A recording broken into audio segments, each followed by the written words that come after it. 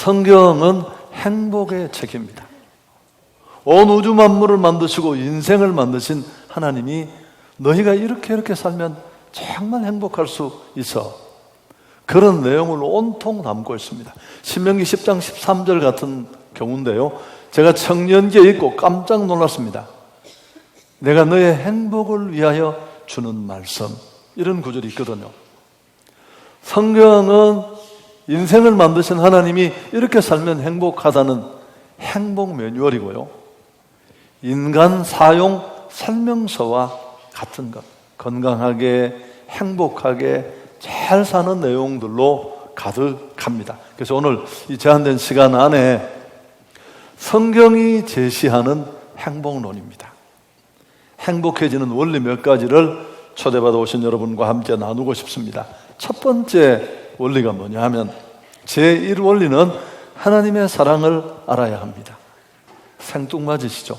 아니 갑자기 행복을 말하다가 무슨 하나님의 사랑이야, 아니 존재조차 나는 인정할 수 없는데, 여러분 차가 커진다고, 받는 월급이 많아진다고 행복해지지 않습니다. 잠깐 순간 일부분 그럴지 모르지만 금세 우리는 그렇지 않습니다.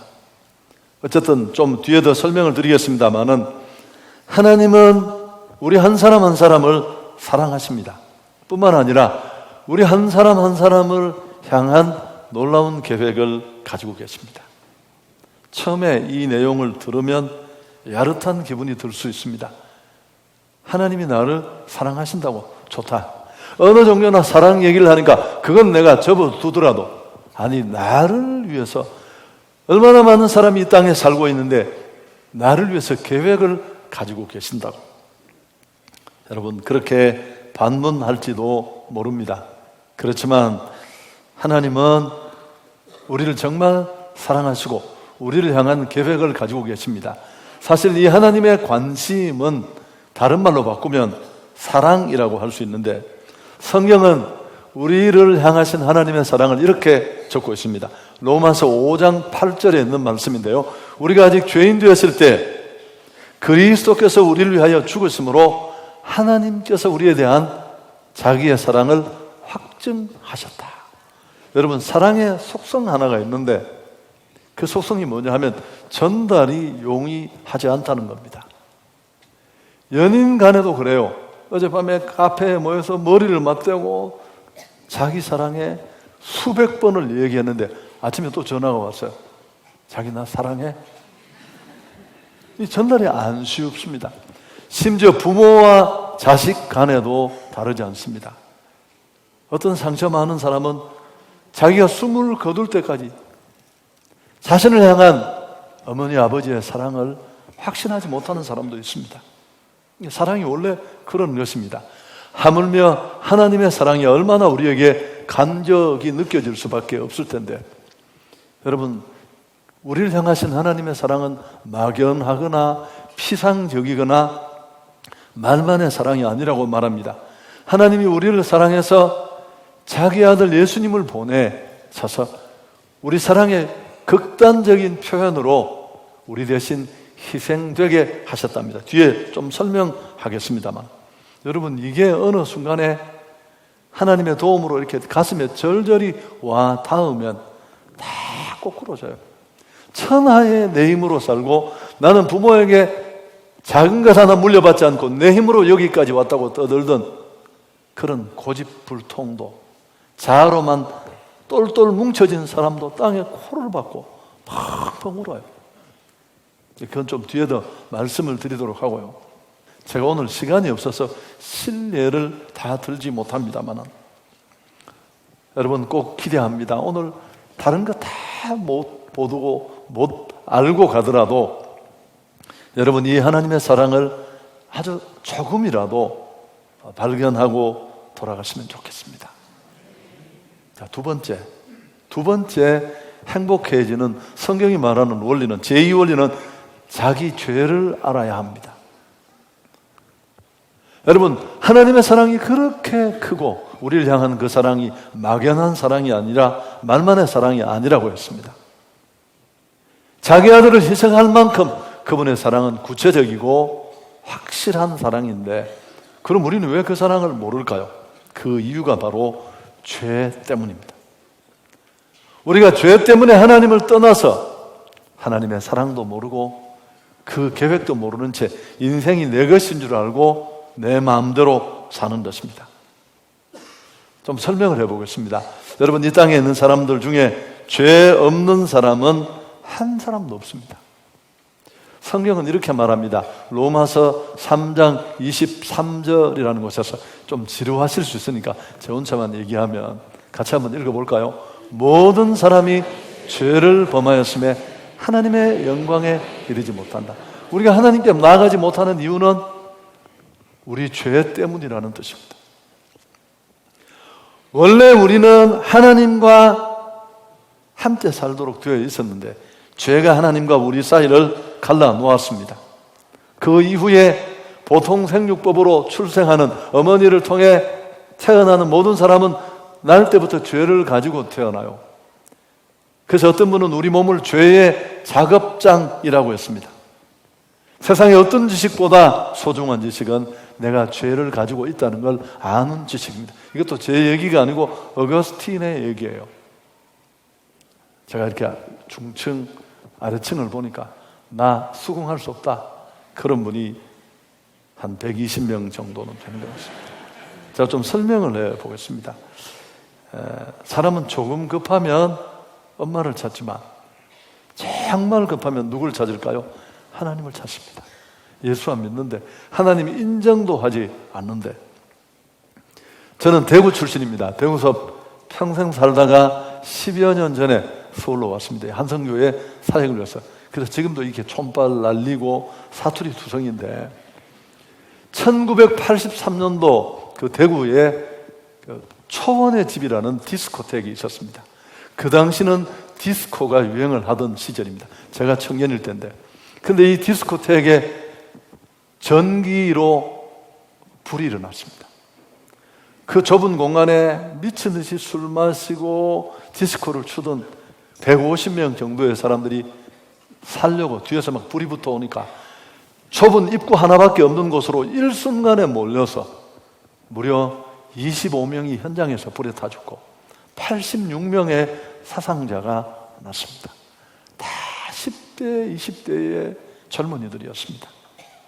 제가 이 사건을 가까이 느끼게 된 건 저희 집 뒷칸에 새들어 사는 청년이 있었습니다. 맨날 춤추러 갈 때 아주 미남이었는데 저한테 옷 빌리러 오고 그랬어서 이 친구가 그 자리에서 화재로 죽었습니다. 사건이 터지고 난 다음 며칠 뒤에 이 친구가 남겨놓은 유품을 정리하러 와서 잠깐 저하고 마루에 앉아서 얘기를 했습니다. 그때 상황, 이 친구도 그 현장에 있다가 도저히 빠져나올 수 없는 그 죽음의 상황에 온 옷을 다 벗어버리고 그 좁은 틈새로 빠져나오다가 팔이 빠져서 기부스를 한 채 왔었어요. 여러분, 그 아비규환의 상황을 얘기해 주는데요, 막 뒤에서 불이 타서 사람이 죽어가는데 연기 속에 처음에는 엄마를 찾다가 다 하나같이 하나님을 부르면서 잘못했다고, 용서해달라고. 로이드 존스라는 원래 의사였다가 설교자가 된 100년에 한 번 나올까 말까한 설교자가 있습니다. 로마서 강해로 유명한 그분은 성경에 나타난 아버지 찾아 회개하고 돌아온 탕자의 비유를 염두에 두고 이렇게 말하기도 했습니다. 조금 배고프면 돼지우리를 찾지만 아주 배가 고프면 아버지를 찾는다. 여러분, 행복해지려면 내 안에 진정한 하나님의 사랑과 행복으로 나가는 길을 막는 죄가 걸림돌이 되고 있다는 사실을 알아야 합니다. 그 다음 세 번째, 제3의 원리가 있습니다. 하나님의 사랑을 알아야 되고 그 사랑을 막고 있는 죄를 알아야 되고, 세 번째는 예수님의 대속을 알아야 합니다. 내 행복과 하나님의 사랑을 막고 있는 이 사랑을 해결할 수 있는 길은 딱 하나뿐인데 그 유일한 길이 예수님이라는 겁니다. 여러분, 예수님을 통해 내 죄 문제를 해결하고 나면 우리는 하나님의 계획 속으로 들어갈 수 있습니다. 그 사랑과 계획 속으로. 인생의 행복을 가로막는 가장 큰 걸림돌이 뭘까요? 내가 직장이 더 좋아지고 예쁜 아내를 만나 결혼하고 사람들이 성공했다, 출세했다 그러면 행복해질까요? 잠깐 착각같이 그럴 수 있습니다. 그러나 아닙니다. 무엇보다도 죄입니다. 죄. 세상 행복론이 다 전국적으로 끝에 가지 못하는 이유도 여기에 있습니다. 원래 인간은 하나님과 살도록 만들어졌습니다. 에덴이 그런 곳이에요. 상상의 땅이 아니라 생명과 축복과 행복이 되시는 하나님과 만나며 교제하며 살도록 인간은 만들어졌습니다. 마치 무엇과 같이 그러냐 하면 물고기가 물 속에 살듯이. 이건 톨스토이가 한 말입니다. 물고기에게 물은 전혀 불편한 것이 아닙니다. 저항도 아니고 부담도 아니고 멍해도 아니고 너무너무 행복한 최상의 곳입니다. 그런데 그 물고기가 여기 어항 하나가 있는데 어느 날 튀어나왔습니다. 물고기 키워보면 이런 일이 자주 일어나요. 그래서 반드시 뚜껑을 덮어두는 거예요. 이 지금 마루 바닥 위로 물고기 한 마리가 떨어졌습니다. 당장은 숨이 떨어지지 않았지만 아가미를 벌렁거리면서 한두 시간 그러다가 죽음을 맞을 것입니다. 오늘 인생의 모습이 꼭 그렇습니다. 살아가고 인생이라고 말하지만 사실은 찰나의 생명을 잘라 먹으면서 눈 한 번 깜짝거릴 것 같은 그 경점의 시간을 보내면서 죽음 앞에 서고, 죽음이 끝이 아닙니다. 죄 문제를 해결하지 못한 인생은 심판, 형벌, 영원한 형벌 받는 게 성경이 말하는 인생의 모습입니다. 그런데 이런 잘 살고 싶어서 열심히 노력하고 애쓰는데도 자꾸만 멀어져 가는 인생을 보면서 안타까워하신 하나님이 자기 아들을 보내서 우리 힘으로는 해결할 수 없고 우리끼리는 도저히 도움 줄 수 없는 이 죄 문제를 해결해 주셨습니다. 성경 전체에 딱 한 구절, 중심 구절이 이 구절입니다. 요한복음 3장 16절이 그 내용을 말하는데 함께 한번 읽어보겠습니다. 하나님이 세상을 이처럼 사랑하사 독생자 예수 그리스도를 주셨으니 이는 그를 믿는 자마다 멸망하지 않고 영생을 얻게 하려 하십니다. 그러니까 나를 위해서 피 흘려주신 그 예수 그리스도를 통해서 우리는 죄 문제를 해결하고 행복으로 갈 수 있습니다. 우리 행복을 가로막고 우리를 하나님과 그 사랑과 계획 속으로 나가지 못하게 하던 죄를 끊어내는 일 우리는 못했는데 예수님을 통해 해주신 겁니다. 이탈리아의 작가 중에 지오반니 파피니라는 작가가 있습니다. 이분은 원래 철저한 하나님을 인정하지 않는 무신론자였는데 그러다가 어느 날 불치의 병에 걸렸습니다. 죽어가는 아들을 지켜보고 안타까워하는 그 어머니에게 한 사람이 찾아와서 이런 조언을 해주었습니다. 사람의 인육을 먹으면, 사람 고기를 먹으면 살 수 있다. 죽어가는 자식을 살릴 수 있는 일이라면 부모가 뭘 못하겠습니까? 어머니는 자기 허벅지 살을 떼어서 아들에게 해먹였습니다. 그래서 그런지 파네니는 병세가 자꾸만 호전되어 갔습니다. 그러던 어느 날 아들이 지난번에 먹었던 그 고기를 한 번 더 먹고 싶다고 했습니다. 이거 실화예요. 어머니는 다시 자기 살을 자르다가 동맥을 잘랐어요. 피를 흥건히 솟고 쓰러졌습니다. 의식을 잃고. 나중에 이 사실을 알게 된 이 파니니가 어머니를 막 흔들면서 내가 지난번에 먹은 그 살도 어머니 살이었군요. 아들이 흔드는 그 외침에 겨우 눈을 뜬 어머니는 간신히 정신을 차리고 아들에게 이렇게 당부했다고 합니다. 나는 죄 많은 몸으로 너를 구했지만 예수님은 죄가 하나도 없으신데 십자가에서 살찢고 피 흘려 너를 구원해 주셨다 하고 예수 믿어라. 그리고 돌아가셨어요. 파네니는 예수를 믿고 그리스도의 이야기, 떡과 포도주 같은 이런 저작들을 남기면서 그의 남은 생애를 그렇게 만난 예수님을 자랑하고 전하는 데 사용했습니다. 자, 여러분 정리를 해보면 우린 지금 엉뚱한 것에서 길을 찾고 있었던 거죠. 차만 좀 좋아지면, 집만 조금 커지면, 내 지위가 좀 높아져서 사람들이 출세하려면 저 정도는 돼야 돼. 그런 줄 알고 달렸는데 여러분, 소득이 높은 나라가 자살률이 더 높잖아요. 그게 답이 아니라니까요. 없을 때 찾는 오답은 될 수 있지만 있을 때 정답이 될 수는 없어요. 역사가 이미 증명하는 겁니다. 그래서 우리가 정말 행복하려면 하나님의 사랑, 그 계획 안으로 들어가야 되는데, 그걸 막고 있는 게 다른 무엇이나 부족이나 결핍이 아니라 죄라는 걸 알게 됐고, 내가 죄인이라는 것도 알게 되었습니다. 그리고 우리는 해결할 수 없지만 이 문제를 하나님이 자기 아들을 대신 죽여서 대속함으로 해결해 주셨다는 것까지 우리가 정리가 됐습니다. 여러분, 이것 알아도 아무 소용이 없습니다. 부뚜막의 소금입니다. 국맛이 싱거운데 소금을 만가마니를 쌓아둬도 그 아무 변화와는 연결이 되지 않습니다. 네 번째 원리, 마지막 원리는 그 예수님을 나의 주로 모셔야 합니다. 내 인생의 주인으로 하나님을 받아들여야 합니다. 다른 말로 바꾸면 예수님의 이 십자가의 죽음을 나의 죽음, 나를 위한 죽음으로 accept하는 겁니다. 받아들이는 겁니다. 여러분, 설명하고 설교하는 제 한계는 항상 여기까지입니다. 2000년의 시공이 존재하는데 그 시공을 초월해서 우리 안에 이 확신을 주는 분은 성령 하나님이 하시는 겁니다. 근데 저는 절대 걱정하지 않아요. 마음에 조바심은 있지만 저희 교회 안에는 이렇게 예수를 믿고 인생이 달라진 사람이 수백 명입니다. 그들이 만들어내는 변화로 교회가 여기까지 올 수 있었어요. 다 바보들이야 돼요. 대학 나오고 의사고 박사고 다 자기 믿고 살던 사람들이에요. 여러분, 꼭 오늘 내가 내 인생의 주인이라고 생각하면서 살았던 그런 삶에서 예수님을 내 인생의 주인으로, 왕으로 모실 수 있는 여러분이 되기를 축복합니다. 여러분, 그렇게 내 인생의 주인이 바뀌면 놀라운 일들이 일어납니다. 첫 번째 변화는 신분의 변화예요.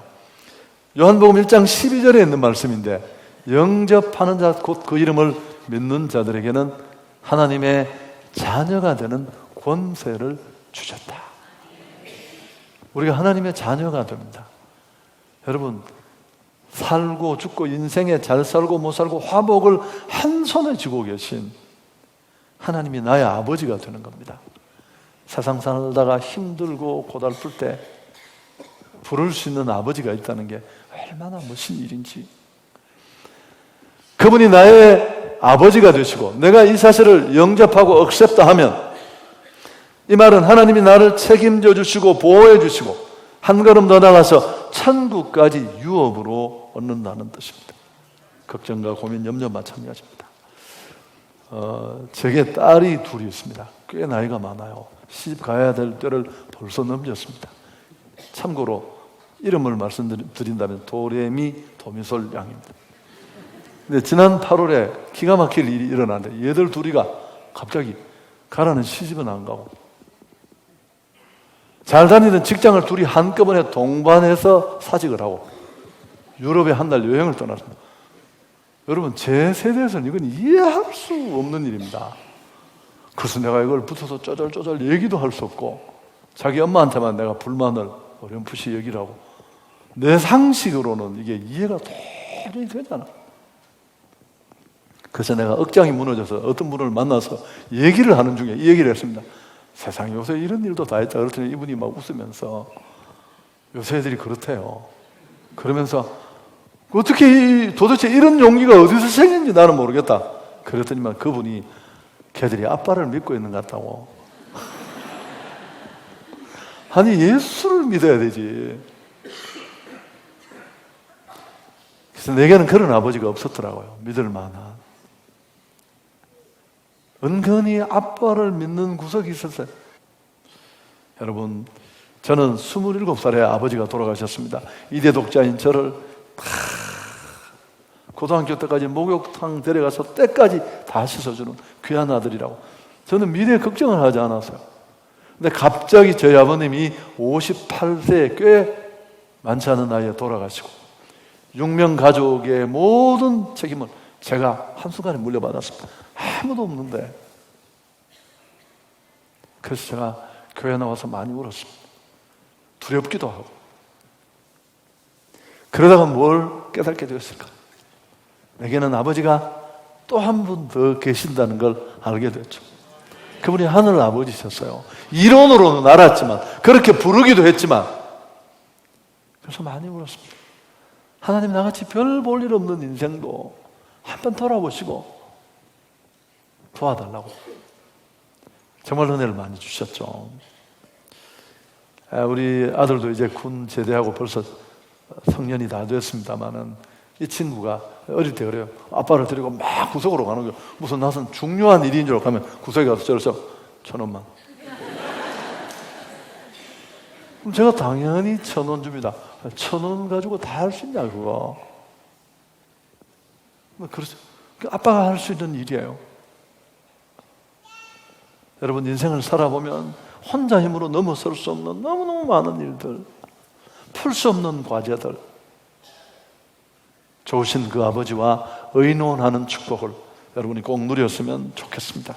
두 번째, 온갖 저주와 고통에서도 벗어납니다. 권세가 있다고 했잖아요. 예수의 피는 우리가 설명할 수 없이 해결할 수 없는 어둠의 그림자들을 벗어버립니다. 자꾸 꼬이고 힘들고 점점 괴로워지고 설명할 수 없다는 사실이 더 미칠 것 같고, 그래서 복잡하니까 운명, 팔자라는 이름으로 그저 설명을 포기한 그 많은 일들, 내 힘으로 해결할 수 없는 일들. 여러분, 사실은 그 저면에는 우리에게 불행을 주는 악한 영적 세력들이 있다고 말합니다. 여러분, 인정하지 않아도 요한 1서 3장 8절 같이 한번 읽어보면 좋겠습니다. 이런 말씀이 있습니다. 죄를 짓는 자는 마귀에게 속하나니 마귀는 처음부터 범죄함이라. 하나님의 아들이 나타나신 것은 마귀의 일을 멸하려 하십니다. 마귀가 우리한테 들어붙는 건 죄 때문에, 우리를 쩐하고 우리를 끌고 갈 수 있는 그 이유는 다 이렇게 죄가 이렇게 무서운 거예요. 더러운 곳에 파리가 날아들듯이. 그런데 예수를 믿고 그 예수가 내 아버지가 되실 뿐만 아니라 시간을 두고 삶을 두고 내 삶을 그분이 지배하고 다스리기 시작하시면 내 삶에 이 꼬였던, 설명할 수 없었던, 운명같이 나를 끌고 가던 그 더러운 것들이 하나씩 하나씩 해결될 줄 믿습니다. 풀리기 시작해요. 여러분, 이것도 제가 시간이 없어서 그러니까 예수를 잘 믿는 게 참 중요하죠. 세 번째는 사망 권세로부터도 벗어납니다. 죽음조차도 공포가 없습니다. 죽는 일이 우리에겐 쉬운 일은 아니지만, 사랑하는 가족들 관계 속에 여러 가지 일들을 내려놓고 죽음 앞에 직면한다는 건 간단하지 않지만, 이유는 요한복음 5장 24절, 내가 진실로 진실로 너희에게 이르노니 내 말을 듣고 또 나 보내신 이를 믿는 자는 영생을 얻었고 심판에 이르지 아니하나니 사망에서 생명으로 얻었느니라. 예수를 딱 내 주인으로 영접하는 순간 세 가지가 동시에 일어나요. 영생을 얻었고 심판에 이르지 않고 사망에서 생명으로 옮겼느니라. 이건 변화되지 않습니다. 죽음 앞에 딱 섰을 때 보면, 인간의 가장 두려운 공포 앞에 섰을 때 이게 끝이라고 생각하고 가는 사람과 하늘나라로 간다는 걸 알고 가는 사람의 뒷모습은, 여러분 보신 분은 알지만 완전히 달라요. 완전히. 너무 많이. 말씀을 정리하겠습니다. 우리는 참 행복을 꿈꾸었습니다. 행복하기 위해서 부단히 노력했는데 우리가 엉뚱한 곳에서 길을 찾고 있었죠. 우리 행복을 가로막는 건 결핍이나 부족이 아니라 죄 때문이라는 것. 태어날 때부터 내가 죄를 가지고 일평생 죄에 시달리며 죄에 휘둘리는 인생이라는 것 알게 되었습니다. 그래서 노력해도 자꾸만 멀어진 겁니다. 해결책이 있습니다. 예수 그리스도의 십자가 보혈로 우린 이 죄를 청산하고 정말 우리를 행복하게 하는 그 하나님의 생명과 축복 되신 하나님께로 나아갈 수 있는 길이 열려 있다고 말합니다.